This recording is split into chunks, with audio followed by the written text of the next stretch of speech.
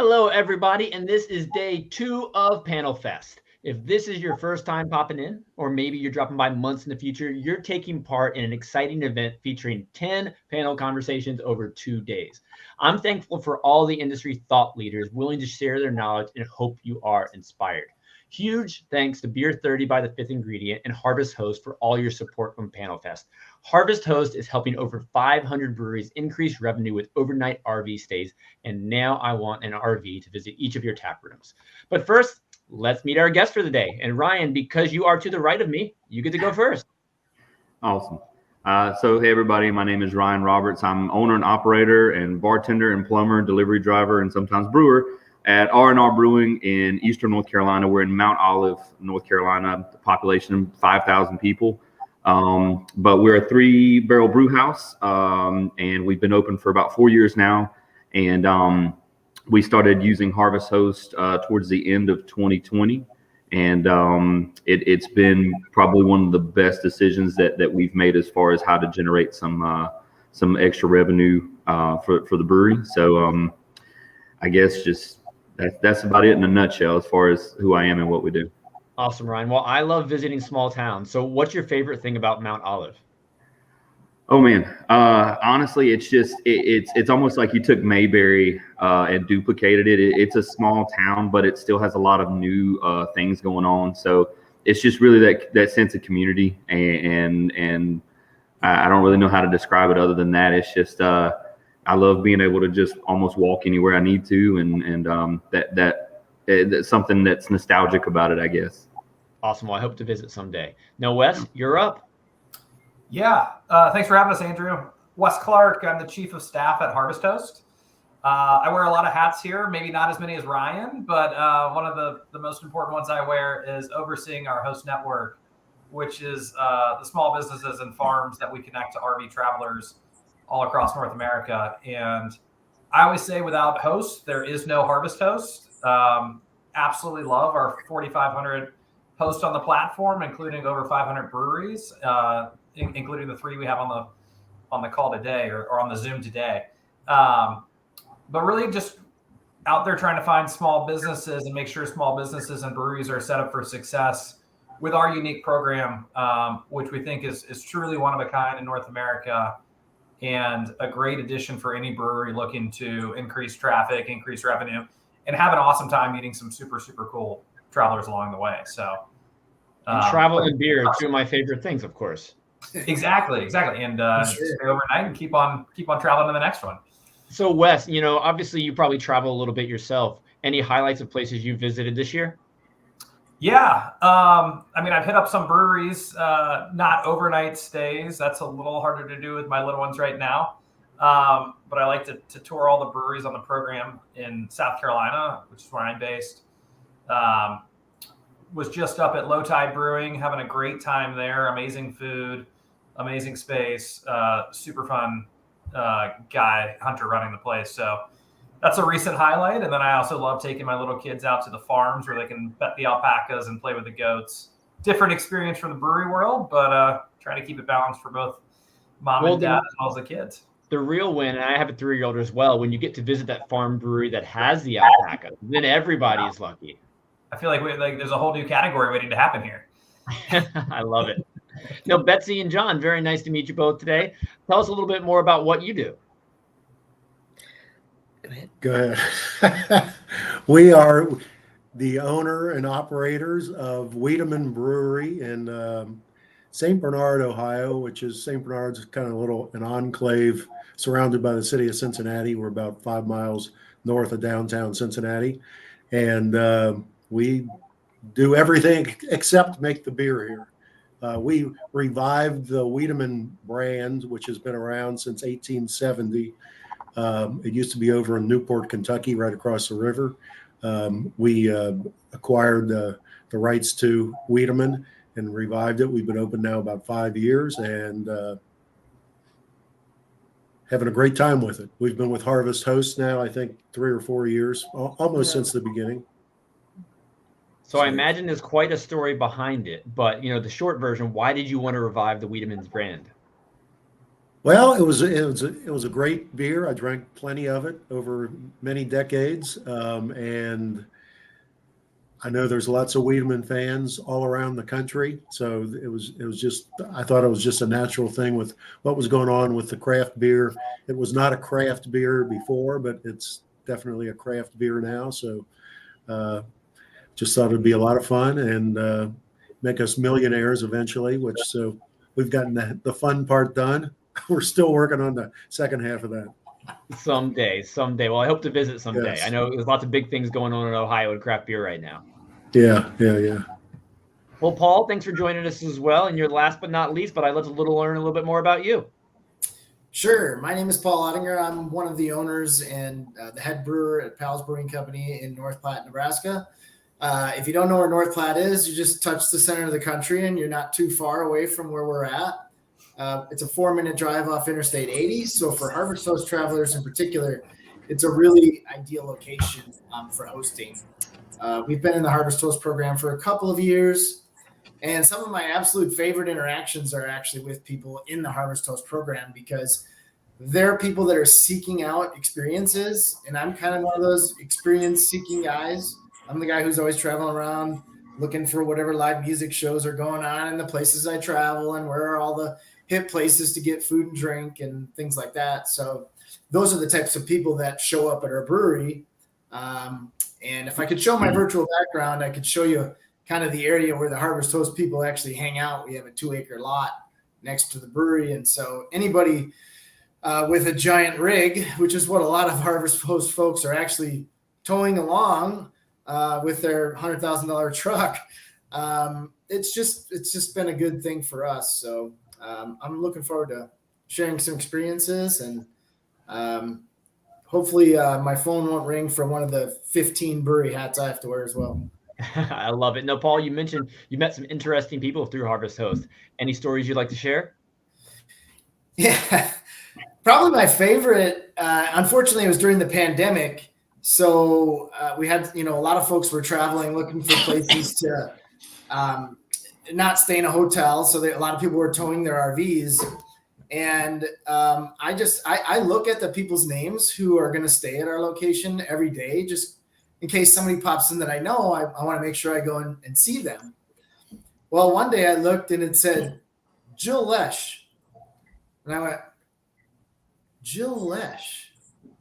Well, I only know one Lesh, and it's Phil Lesh from the Grateful Dead. So I got online and did some looking, and I'm like, well, sure enough, Phil Lesh is married to Jill Lesh.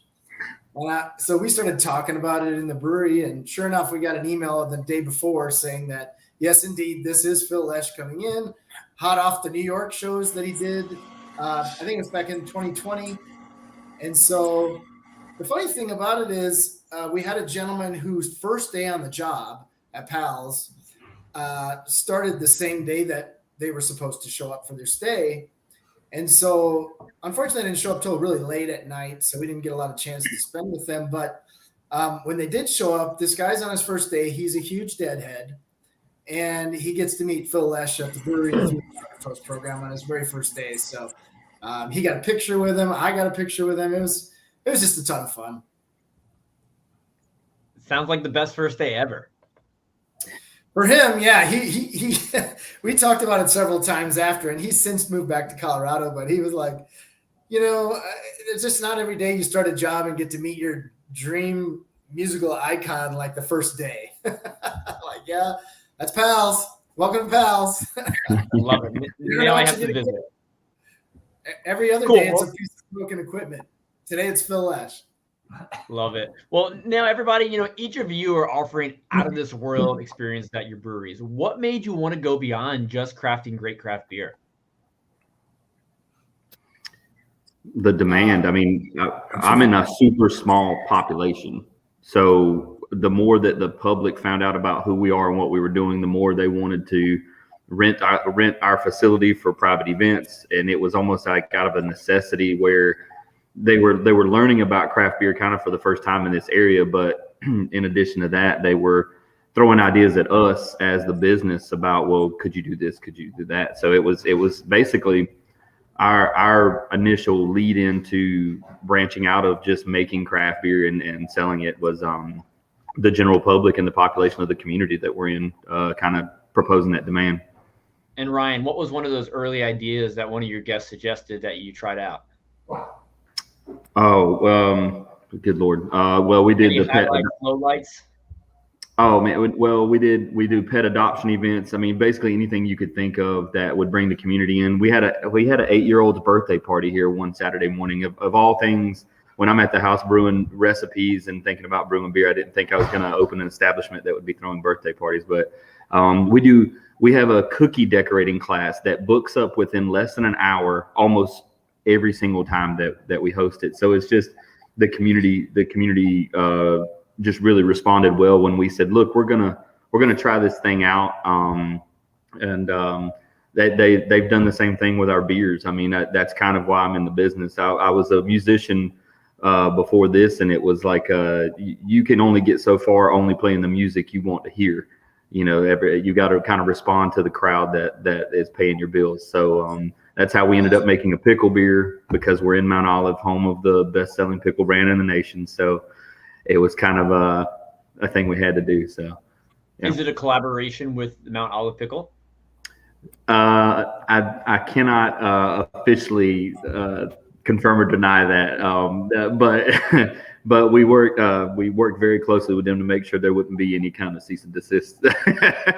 So very cool. Good work on that. Yeah. Betsy and John, how about you? You know, what made you want to go beyond just the brand you revived, but also, you know, put on memorable experiences? Well, when we got this property where we built our brewery, it's a big property, and it's along it's adjacent to an old canal path that used to run from Lake Erie to the Ohio River. And so we thought we might as well use that. We got this big parking lot and beer garden with it, and it's right adjacent to the canal path, which runs about a half a mile down the road a bit.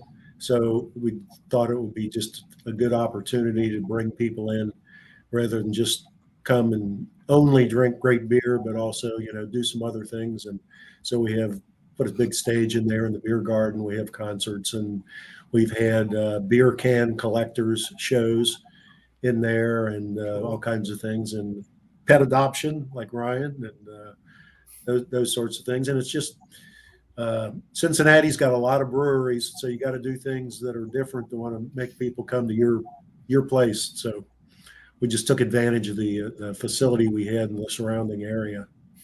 When you first opened the brewery, was it your goal to do more than beer, like have concerts, bring in the beer collectors, things like that? Or is it something you found you needed to do to stand out? I think it was something that we had in mind when we got this site where we built the brewery. It's actually an old funeral home, so that's created some opportunities also. But okay, now you have to go into that one. Talk about the opportunities that, you know, put out there.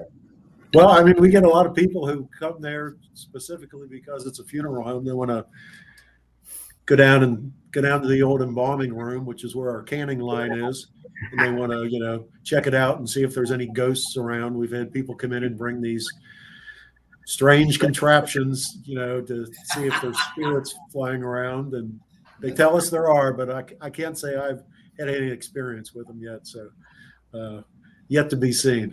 Are you doing a haunted Halloween brewery tour or anything? Oh yeah, we do Halloween tours and things like that. Yeah. We had seances. We had seances this past Halloween. Yeah. Somebody. Cadaver cave ale.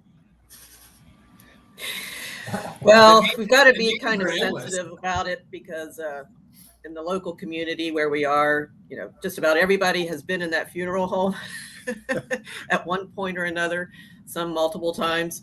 So yeah, I didn't want to make it bad asking guests if they've been here before. That's something you might not want to ask, I guess. Funny. Well, Paul, how about you? You know, what made you want to go from just making really delicious beer to offering complete experiences? Yeah, so most of our business partners are family members, so we're kind of a small family-owned brewery.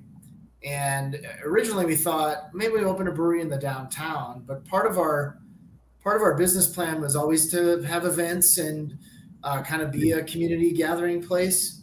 And we couldn't find any outdoor space available in the downtown area. There were some buildings, but no parking, nothing where we'd be able to say put up a stage and have live music or anything like that. So we found a 4-acre parcel on a kind of a newly installed road. It had been put in about 4 years before we started talking about doing the brewery, and it's out in the country outside of the city limits. And so that allowed us to do a lot of things that we wouldn't be able to do inside the city. And of course, we have plenty of outdoor space. So we always wanted to have things like cornhole. We always wanted to have live music events. We wanted to host parties and benefits, Phil Lesh. So that was always kind of part of the plan. And I mean, we do any kind of event that anybody wants to put on. We do probably somewhere in the neighborhood of 40 to 50 nonprofit events, it feels like, a year. Wow. These are just various fundraisers and different things. And then, of course, we have our own events. We have trivia on Monday nights, which doesn't involve our outdoor space, but we do a fair amount of live music and spots, comedians. We've hosted some wedding receptions. We do some biking events because we have a bike trail right across the street from us. The local running, I don't want to call it a club, but there's a running series in town. Several of their events will run right across the street, so we can do things like put up a tent for hospitality and things like that. So yeah, it was always a plan from the very beginning. I think, being from Wisconsin, we spent a lot of time in bars, but bars are, bars are bars. I mean, it's a great place to consume alcoholic beverages with your friends. However, it's maybe not always as experiential.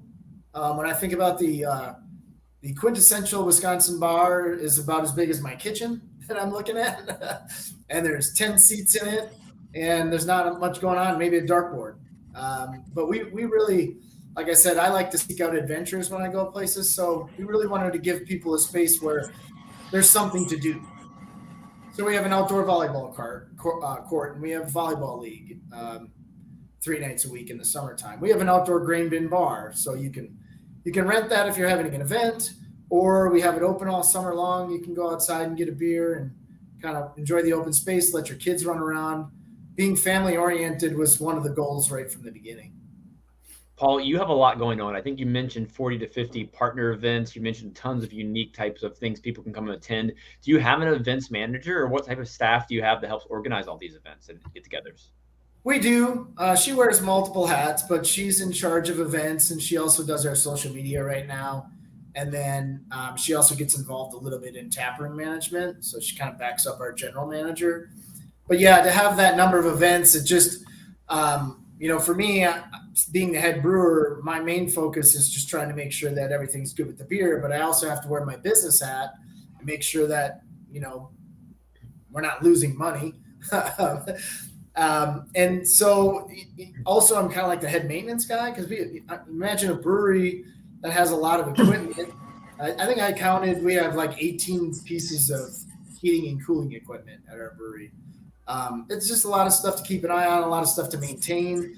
So there's a lot of hats to wear. So we have to have somebody dedicated to events, or we wouldn't do a good job of doing them justice. So that's kind of mandatory.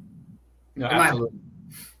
No, Wes, obviously you're talking to a lot of breweries wearing your Harvest Host hat, but, these breweries that are reaching out and interacting with you, their goal is obviously to create a more memorable experience at their facility. Do you see any trends with regard to the people you interact with in the brewery's goals? Any unique observations that you've, experienced? Yeah, I mean, I think I love working in the craft beer industry. I feel like it's just very collegial, and there is a sense of community. I mean, you can hear it on the call here. You guys are at the heart of your communities in various ways with various events and activities. And it's a theme I've seen across, hundreds of different locations that we work with, is just this place to gather, not only enjoy a good beverage, but also just bring the community together. And everyone seems to embrace that, which is fantastic. And I think on our side, the RV community has also got that same sense of community and that same sense of passion. And so combining the two has always just been a perfect fit. I love hearing the amazing things people are doing, from this group with live music and running and Halloween spooky houses to, I've talked to folks doing goat yoga and Harry Potter bands and trivia. So I'm always. Wait, is that Harry Potter bands, as in like people playing Harry Potter music, or Harry Potter trivia, or band trivia, or all the above? I think it was a cover band that dressed up in Harry Potter garb. I think I don't remember all the details, but I mean, people are just coming up with the most creative activities and ways to engage the community and be a hub, and not only a place to get good beer, but to have good times. And I love that part of working with the brewery scene. It's super fun bringing our community to that community and seeing what happens. Awesome. I love that feedback. Now, for Ryan, Paul, Betsy, and John, as you've incorporated experiences as part of your brewery, how have you seen your brand grow? Any unique observations that you've experienced? Any success, cool data points you'd like to share? Definitely utilizing the Harvest Host. Throw them an extra stack of stickers and be like, hey, tag us on your travels, and that's been pretty huge, because we're a pit stop town. We're not a destination really, and incorporating Harvest Host made us a little bit more of a destination, but people are still on their way somewhere else. So we of course they always patronize the business, buying a little bit of swag here and there, but I always love to just throw some koozies and some stickers and tell them, tag us. So part of my professional education was social media marketing. And so I'm really a huge proponent of that, because it's next to nothing, as opposed to a billboard or a radio advertisement. And these people love it, because we noticed, especially because of COVID, a lot of people retooled the way that they were living their lives. Some people were towing, trailers that were worth more than the homes that they sold whenever they decided to revamp their lifestyle. And they wanted to document that. And so almost every 10th to 11th person that comes through here either has a YouTube channel or has started a specific Instagram page or something of that nature. And some people will do just like a multi-picture post and kind of highlight our place for us. Some people have even gone as far as to set up a camera and do like a small, interview, something similar to this. So that's been a huge thing for us as far as branding and just reaching out to a bigger demographic in a bigger area. That's fascinating, Ryan. I think it really goes to the statement, you never know who your next guest is going to be. That person at the end of the bar could have a YouTube channel with 1 million followers, and they could be making a video about it, either really great experience or perhaps a not so great experience. So definitely worth showing them the best you can. I love that. That's fantastic.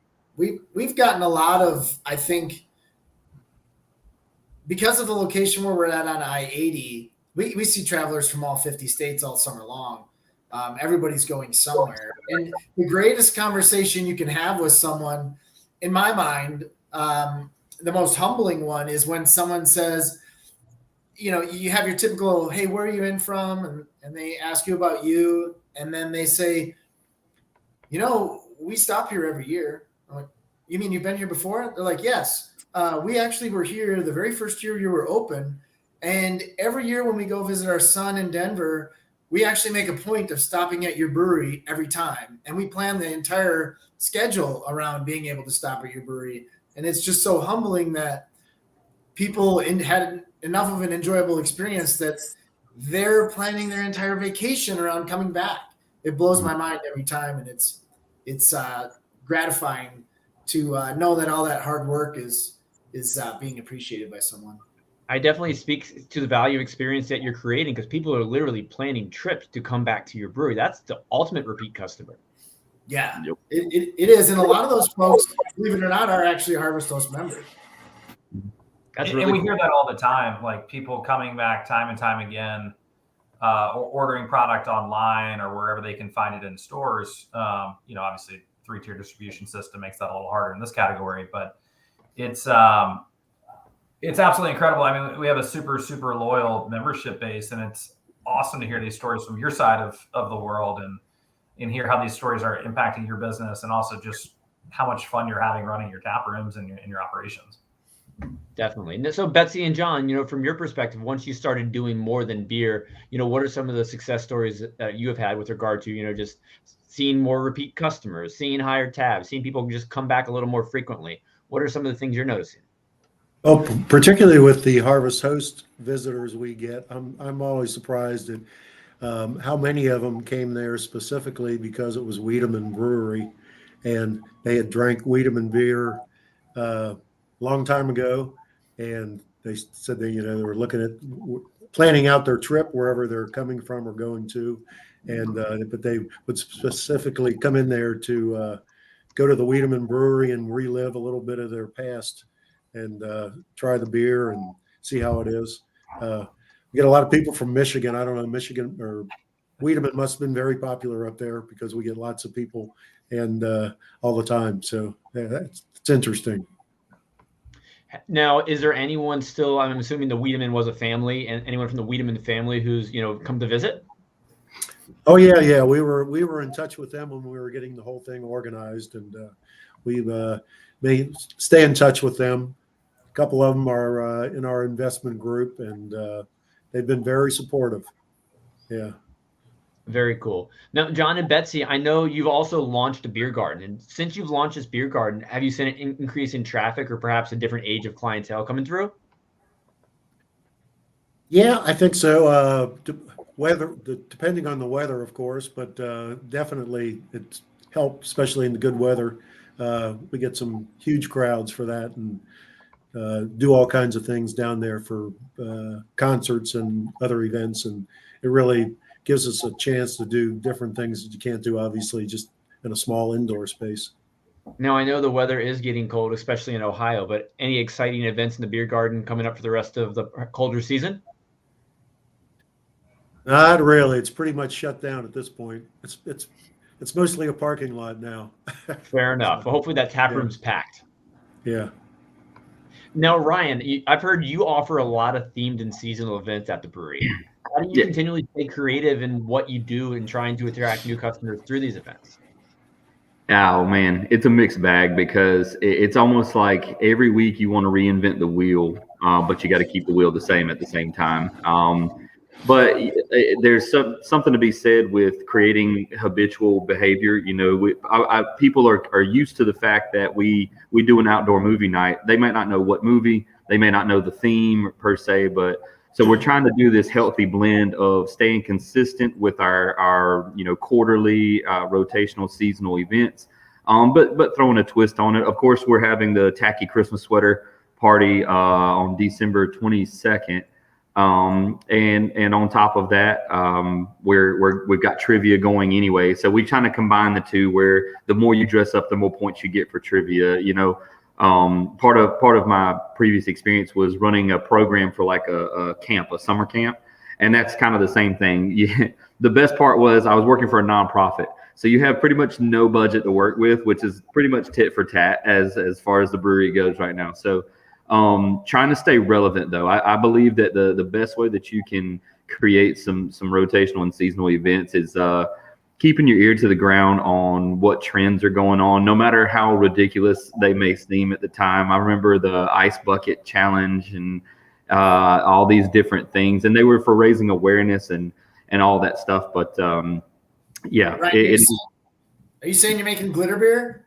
No, we do not. Now, no, we don't do glitter beer. We don't do pumpkin beer either. No offense to anybody that does.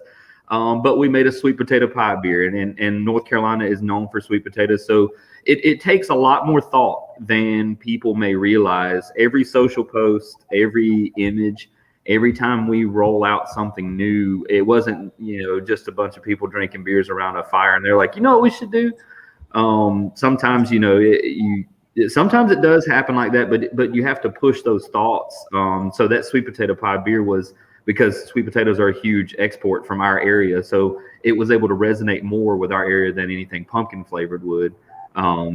So just stuff like that. That's actually what we're doing on that at the same night as the Tacky Christmas Sweater event. We're releasing a bourbon barrel porter and a peanut butter chocolate stout, pastry stout.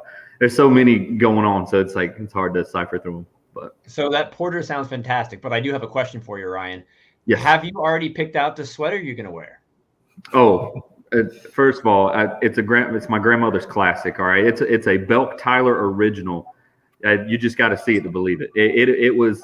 My grandmother refuses to admit that it's a tacky Christmas sweater, but it was purchased at Belk Tyler, and it is. Yes, I've won probably 5 or 6 sweater competitions just with that one. I love it. I hope to see pictures on social media at some point. Now, follow up though, Ryan, more serious question. When you have events like Tacky Trivia and the other things you've discussed today, how do you evaluate the success of each and determine whether or not you're going to do it again or what to change or whether or not you just scrap it? Three main factors, really. There's going to be how well we did versus last year, which is going to get easier for us as we get older. Being only 4 years old and our second year of business was COVID, it's kind of hard to have historical comparisons. There's going to be just the general day of, how much did we invest monetarily in this day and the preparation for it versus how much were our total, sales and revenue. And then third is ask your people, ask your employees, how do you think it went? Ask your patrons that come back, and we have that a lot after the fact feedback. A couple months will go by and somebody will say, you know what, I really did enjoy that. I hope you guys do that again, and take it, and instead of just taking that as the compliment it is, and then going on with your day, try to make some type of mental note about it or document it with your staff in some way and say, hey, look, like I got a lot of positive feedback, even though we didn't make $3,000 profit off of that one event.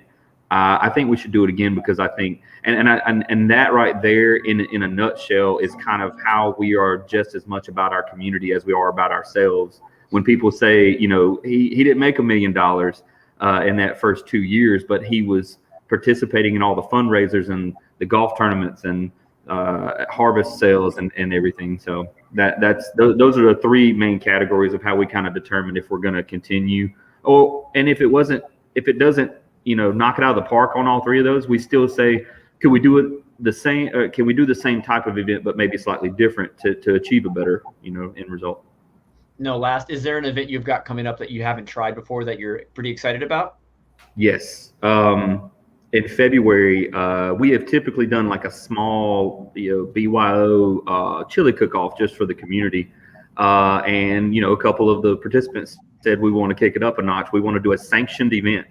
So we are doing an International Chili Society sanctioned cook-off, and we call it the cook-off before the kickoff. So the Saturday before Super Bowl Sunday, they'll have the tent set up. We'll have the judges here. It's going to be a big to-do about it, and of course we're going to get trophies made and all that. So it'll be just as anything else, exciting and interesting and educational. That sounds fantastic. Great. And you're only 3 hours away from me, so that's kind of tempting, honestly. Oh, really? Hey. Yeah, I'm in Norfolk, Virginia, and that's terribly far. Sounds like a good time. I like that idea about the cook-off before the kickoff. We might steal that one. Go for it, man. R&D stands for real. Getting on your other points about how you evaluate something. One other thing that we look at a lot is if it's an event's bringing in new people who haven't been there before. New people that can see what you're offering, and we get great comments from people all the time about our place. First timers come in and say, "Oh, this place is great," because unlike a lot of other craft breweries, we have a lot of history. So our whole place is just filled with old Wiedemann signs and photos and things like that from its 150-year-old history. So we try to get people in there who can identify with that and come back. So if we can get an event that brings new people in who haven't been there before, that's great, because that's a chance to really build the business. Yeah. Now, John, when you say new guest, how are you determining when someone's in your tapping if they're a new guest? If your staff, say, asking, is your first time visiting here? Are you doing it based on recognition? How do you determine that? Both, really. I mean, a lot of it you can just tell from we're in there every day, open to close usually. So it's you recognize people who have been in there before, even though if you don't know all their names or whatever. But you can tell when somebody's a new person, because actually it's the old funeral home. Most people come in and out the side door, so when they walk in, if if they're like looking around, like figuring out how to get to the main bar, you know they haven't been there before because it takes a little while. But Context. and we also, we ask people, we tell our servers and things to ask people why they came in, where they're from, things like that. So various ways. That's fantastic. Now, Paul, how about you? When you have all these events and partnerships that you have, how are you evaluating success? Well, Ryan hit the big points, I think, but we have a couple different types of events. So the 3 types of events I can think of are, yes, we do events to make, to bring in revenue, of course. And we evaluate those basically the same way that Ryan did.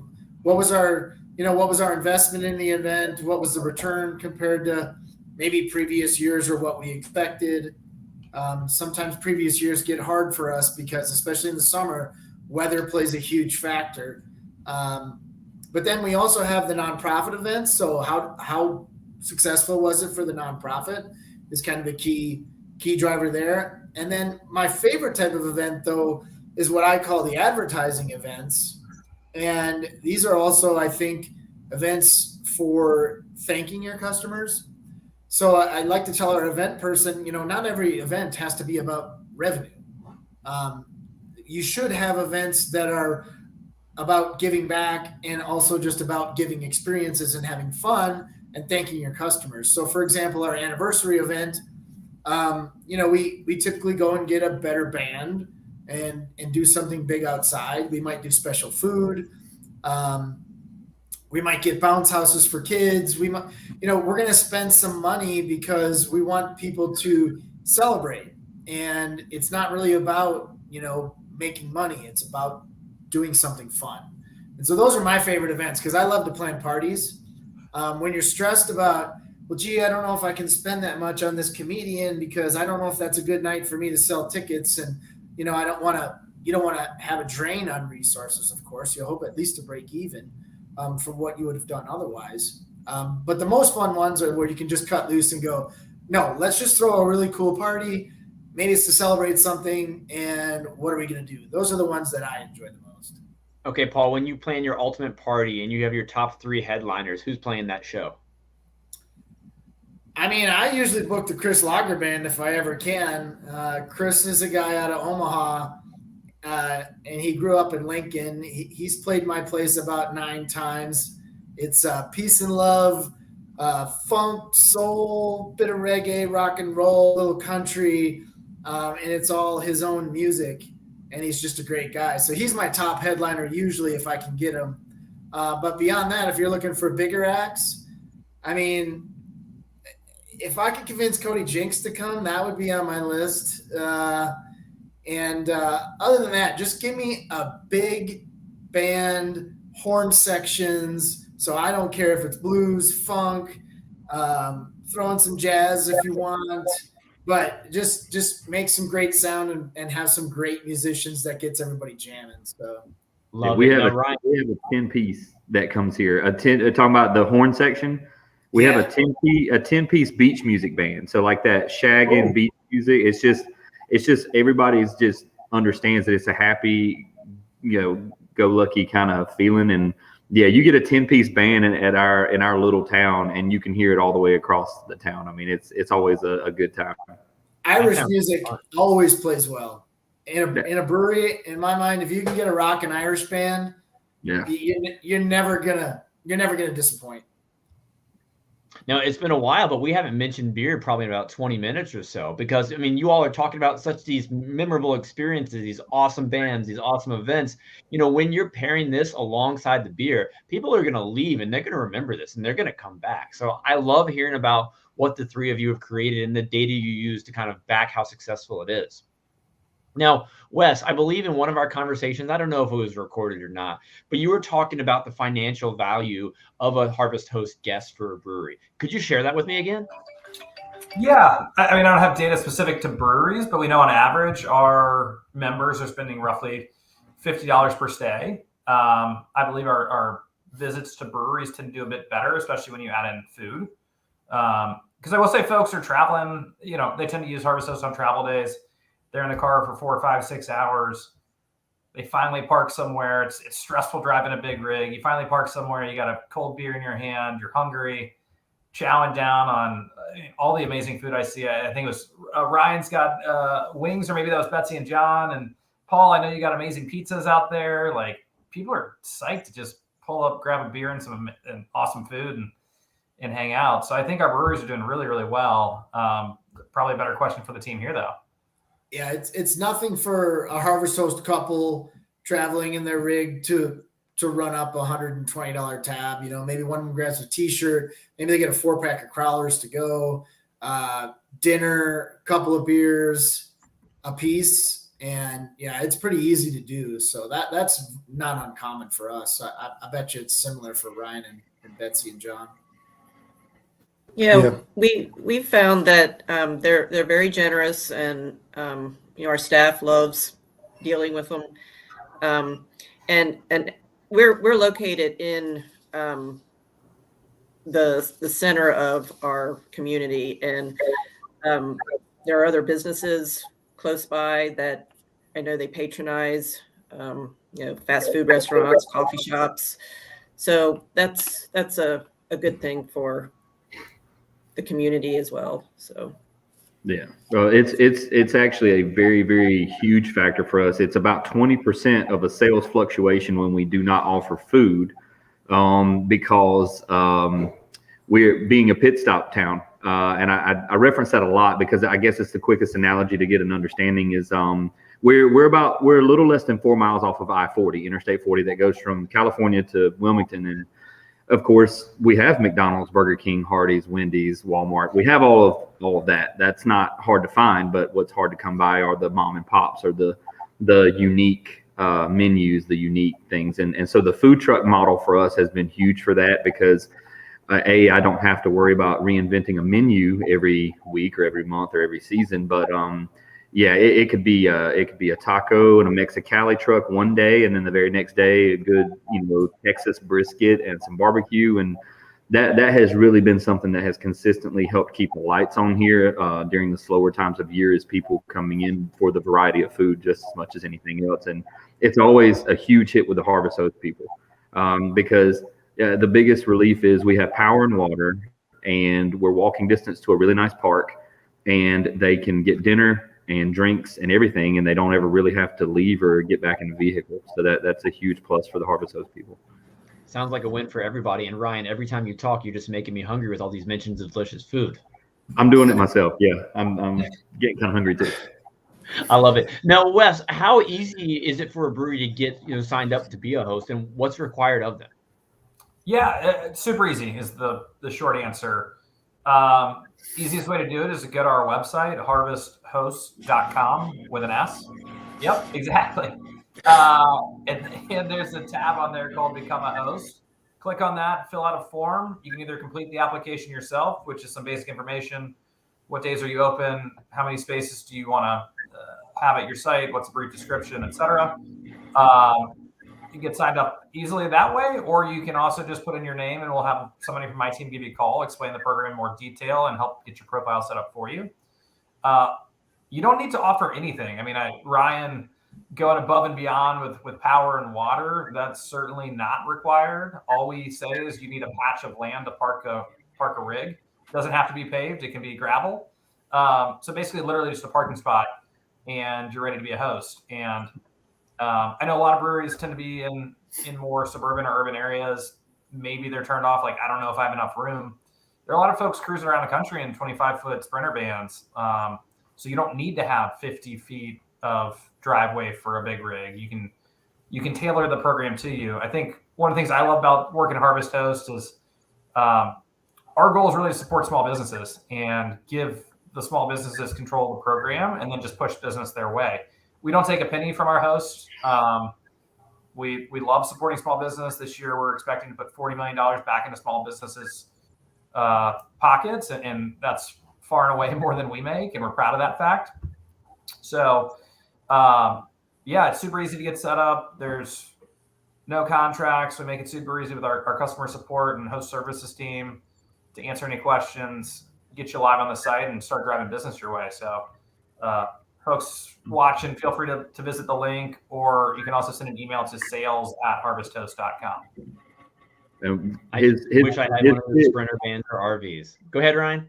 Well, what he was just saying is a huge reason probably why I'm sitting in front of this computer is 2020 hit, especially self-finance, small operations, really, really hard. And so I was the king of bootstrapping. If we didn't need it, we sold it. Like if it costs money, we don't talk about it. And I remember that phone call, and I will probably remember it for the rest of my life. I was on a ladder doing maintenance repairs, just like Paul, like working on a solenoid valve. And there was a little bit of a pitch, which I get it. You got to have a pitch. And then after the young lady was done, I said, "What does it cost?" And she said, "Well, nothing except a patch of land and let them stay there for free one night." And I said, "What does it really cost?" I'm super suspicious, and all of the people that came out of the woodwork that COVID, I know you need some money. Come on. And honest to God, we signed up. I said, "Okay, sign up," gave her the details. And our first visitor was December the 12th. Again, won't forget this either. And the guy pulled up, and he was in a Sprinter van. And he said, "What do you need from me? This is my first Harvest Host." I said, "You're our first Harvest Host guest. What do you need from me?" And he was like, "I just need to park right there." And I was like, cool. And it has been literally pedal to the metal ever since. That's why we reinvested and doubled down on it, was with the average guest spending $50 or more and meeting new people, which was such a sigh of relief after being kind of locked down for that whole year. And I said, you know what, we'll keep track of the income. And we kept track of the income for the couple of guests that kept coming through. And once we hit a certain amount, I said, all right, we're gonna put 30 amp and 50 amp plugs out there. And then we hit a little bit more, we put water. So it was kind of one of those things that paid for its own development over time. That's Ryan, really how many people are you hosting in an evening? So during the migration period, we do 2 to 3. Well, per weekend, I would say about 5 on average. We've got 3 spots, and the spots are easily accessible whether we're here or not. You don't need an employee to unlock the gate or anything of that nature. We have 3 spots outside. All 3 have water. 2 have 30 amp, and 1 has 50 amp. And then we have a 50 amp plug inside our beer garden backyard area for our food truck. And if we have a random request, sometimes we'll have people call kind of in an emergency situation. And I'll say, yeah, come on. It's one of those things where there could never be enough people here. I'll find room for them wherever. So the most we've hosted in one given night was 5. But on the platform, we have 3 just to make sure that we have a comfortable cap. So those are our 3 outside spaces. But at our busiest times, we'll have 2 per night on Thursday, Friday, Saturday. And then of course on some slow weekends we may only have 1 person, but it has been surprisingly consistent throughout the entire year, which I thought it was going to be very, very seasonal. But it just depends on when people are traveling, whether it be for the holidays over those winter and summer months, or whether they're headed back and forth traveling to visit. We're also a college town. We have a university here in town, and that has helped out a lot when people realize that they can stay here for the weekend with their son or daughter for graduation or whatever tournament, sporting event that they've got going on. So we've pushed this little, that's why I had this handy. We pushed this little pamphlet to a lot of the university parents that we know travel, especially from New York and New Jersey, going down to Florida, stop and visit with us for a little bit. Are you charging for electric? Nope. And that's something that's been a debate. This may be just the moral compass thing. I don't really know, but it's one of those things where if Harvest Host isn't charging me to be on the platform, I'm not going to charge. I am the type of bootstrapper that counts the kilowatt hour demand and the kilowatt hours. But with the amount of money that they spend here on average, that I kind of consider it part of that customer acquisition cost. And people are, by the way, just point of clarification, Harvest Host, we don't require that. If you offer it, you're able to charge for it. So that's a business decision. Again, we like to put the business in the hands of the host. We've got hosts that charge for it. We have hosts that don't charge for it, that see it as a hook, like Ryan mentioned. Folks that are charging kind of $20 a night just to supplement their income streams. It's whatever you want. We're here to help answer questions and support kind of whatever business decision the hosts are making. And what craft beer fan or adventurous person doesn't want the opportunity to stay overnight at an awesome brewery? I mean, just the concept alone is fantastic. And Paul, you have a bed and brews as well. So people have the opportunity to stay with you in multiple ways. Is that correct? Yes. A couple of years ago, boy, seems like a long time, and maybe 3-4 years ago now, a property across the street from the brewery. It didn't really come up for sale, but the person who owned it approached us asking if we would have any interest in possibly acquiring the property. It's kind of it's about almost a 2-acre, some wooded area, and it has 2 homes on it. And we had always had this idea to do a bed and brew. And I say bed and brew, basically it's an inn associated with the brewery. The original one I saw was a place in Mineral Point, Wisconsin. I think it's called Commerce City Brewing now. And they have like a 12-room hotel above their brewery pub. And I always thought that was such a great concept. The story that comes to mind is I was out in San Diego at a conference and I wanted to go to AleSmith Brewing. Who wouldn't want to go to AleSmith Brewing, right? And AleSmith is known, for those people who know the brewery, for their really high alcohol beers. So you pull up in your rental car and I go look at the menu, and the lowest alcohol beer I think on the visit I was there was maybe 6.7. Yeah. And so, of course, I get a 5 ounce of that. It was like a smoked porter or something. But I'm looking at all the other beers, and this was before Lyft and Uber. And all I really wanted to do was get a 5 ounce taster of all these really awesome high alcohol beers, because at that time they were one of the top breweries doing high alcohol beers in the country.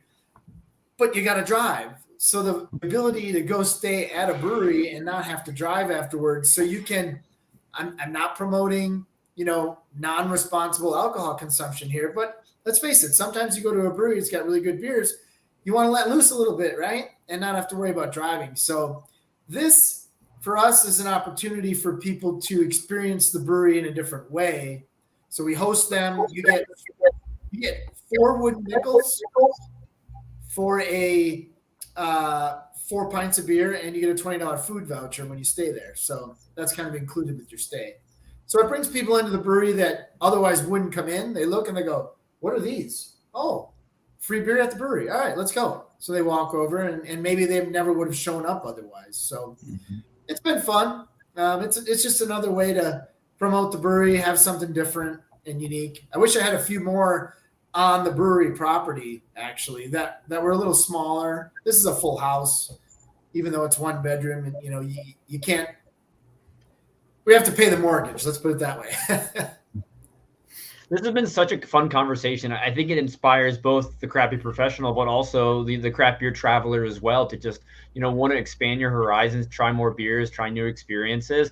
Now, as we wind down, I want to hear from you all one final time. I've got one question, and it kind of involves giving your advice to others out there, what they can do. So that question is, what advice would you give other breweries regarding the creation of partnerships with local vendors and entertainment to create these awesome experiences you've described today? What do they need to do right now, in your opinion? I mean, for me, I think, especially when you look at the younger generations, offering experiences to your customers goes a long way to giving them something unique. Anyone can, there's lots of restaurants you could go to. Being able to add something to that, I think, is really important in this day and age. And so I think it's worth the investment to have other things. And partnering local, I think, is more important than ever, because it's really important to keep all those dollars in your local community as much as you can. And helping each other in a small town is not just a good idea, it's mandatory, And I say that about everything, whether it's, who you bank with, who you get your insurance with. Those are all people paying property taxes in your town. Support them. I think it's the best thing you can do as a small business owner. Stick together. A great tip there. Yeah, and I'd say Brian, just try different things. Try as many things as you can. Don't try to overthink it. Do it and see if it works. You might be surprised that something sticks and is a huge success that maybe you didn't even think it would be. But give it a shot. What do you got to lose? John, I think we're kindred spirits because that's my philosophy. Try anything once. Worst case, you still have the same slow crowd on a Tuesday night, but best case, your tap room is packed with something that's a little crazy. Yep, exactly. Yeah. Who thought cupcake and beer pairing would be a thing? It's one of our most popular events. Every time we do it, it's crazy. Yeah. And that, just to kind of echo what Paul said about, it's about connection. It's that experience. And is it Maya Angelou? People may not remember what you said, but they remember how you made them feel. And that's kind of the whole ambiance. That's our motto is rest, relax, enjoy. It's not about drinking beer. It's not about the beer per se. It's about an experience. I mean, Coke and Pepsi do it to us all the time. Open happiness or share with a friend. Take that, even though that's extremely commercialized in corporate America, but take that and put some true meaning behind it. And it starts with that hyper localism, and then actually being transparent about it.